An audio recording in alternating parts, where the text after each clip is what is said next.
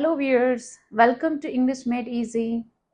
Today's topic is tenses, session 7. But before I go on, please do me a favor by clicking on the icon button to share, like and subscribe so that when I post a new video, you will be the first person to receive it. Thank you.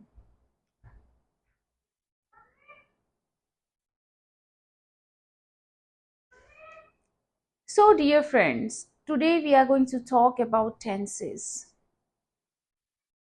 Many of my friends told me that tenses are very tough to understand and to put into everyday practice while we are talking.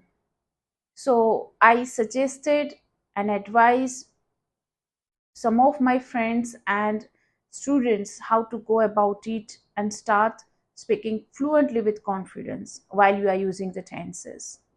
So today I'm going to mix up both English and Hindi together. So it will help you to understand in easy way. So because the meaning changes when we use tenses. As the situation and timing changes, the meaning change, and that's why I'm going to add some Hindi so you can understand in a smooth way. Let us begin then the tenses.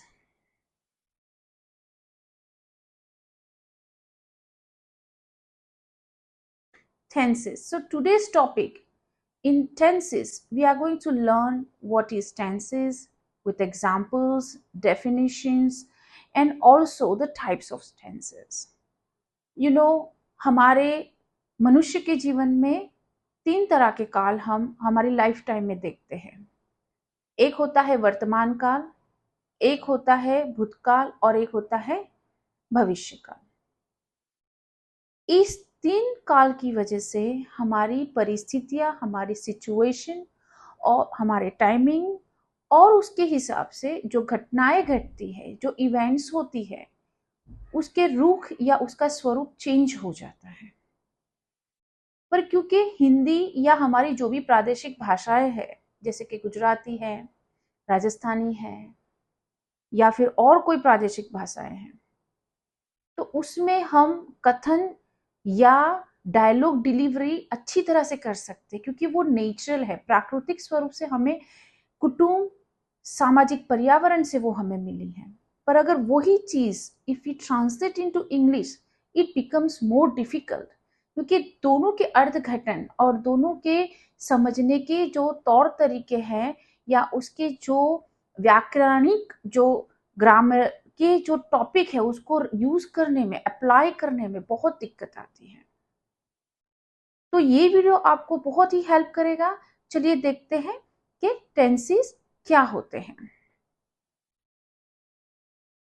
What is tense? Tense or tenses are any of the forms of a verb that may be used to show the time of the action. यहाँ पे आपको गौर करना है, please pay attention. To show the time of the action or situation expressed by the verb. अब verb क्या होता है वो मैंने प्रीवियस वीडियो में पार्ट्स ऑफ स्पीच में समझाया है बहुत अच्छी तरह से कि वर्ब वो होते हैं जो हमेशा कोई क्रिया की जाती है, कोई कार्य किया जाता है, कोई एक्शन को हम कमिट करते हैं, तो उस वक्त हम ऐसे शब्दों का प्रयोग करते हैं जिसको वर्ब या क्रियापद कहा जाता है. जैसे दौड़ना, खेलना, कूदना, नाचना, गाना, सोना, रोना, पढ़ाई करना, ये सारे मूलभूत क्रियापद है जिसको हम अंग्रेजी में या इंग्लिश में वर्ब कहते हैं. और टेंसेस में वर्ब का बहुत ही बड़ा रोल है जो हमें समझना पड़ता है. वो तीन तरह के हैं जो आगे आगे आप इस टेंसेस में समझेंगे. पर आज सबसे पहले हम गौर करेंगे वर्तमान काल, जिसको इंग्लिश में प्रेजेंट टेंस बोला जाता है, और उसके और भी चार प्रकार है जो हम आज देखेंगे. सबसे पहले टाइप्स ऑफ टेंसेस की बात करते हैं. तो when we are talking about types of tenses, there are three main types of tenses as I say earlier. वर्तमान, but we will put in this way, भूतकाल, वर्तमान काल, भविष्य काल, राइट.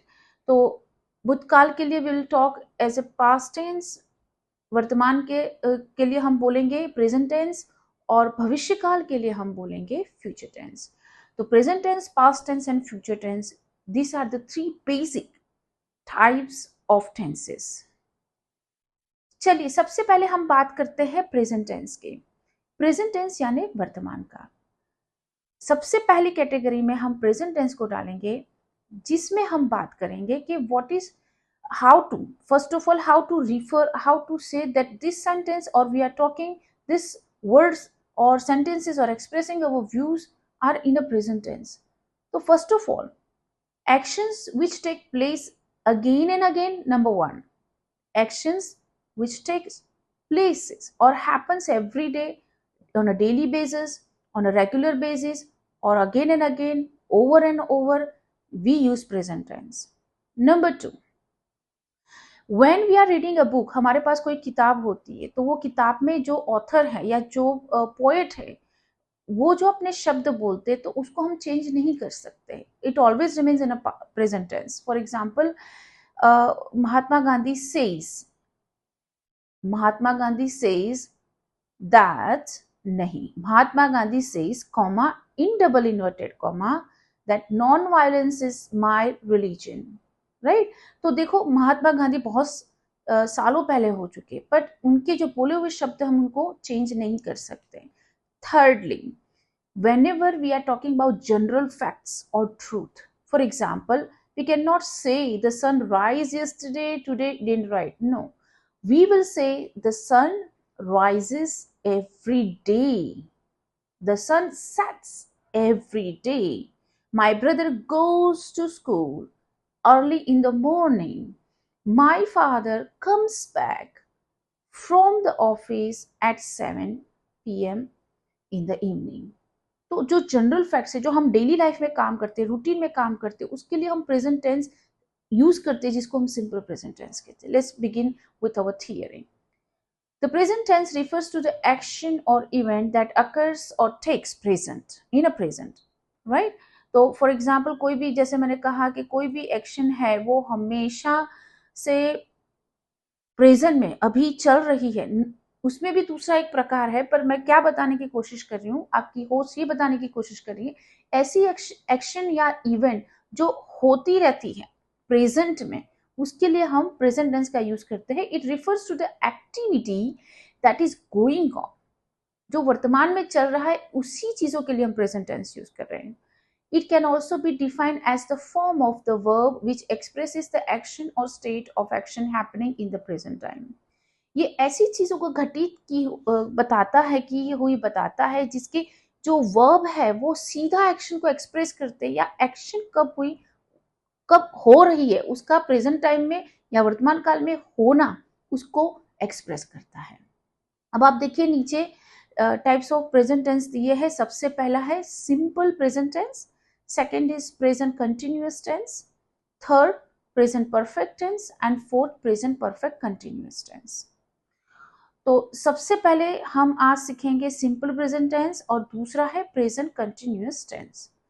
तो ये बात हो गई कि भाई एक गली है या एक शहर है, उसमें सोसाइटी या कोई ऐसा एरिया है जहाँ पे आप किसी गेस्ट को जाना है, और उसमें भी बहुत सारे मकान है, पर वो मकान बिलोंग करते हैं एक ही सोसाइटी को, जिसका कुछ पर्टिकुलर नाम होता है।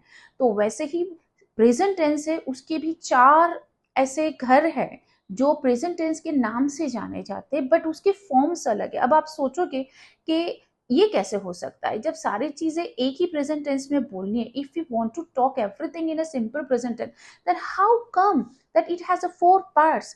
Because our definition says that it depends on the action and the time of action.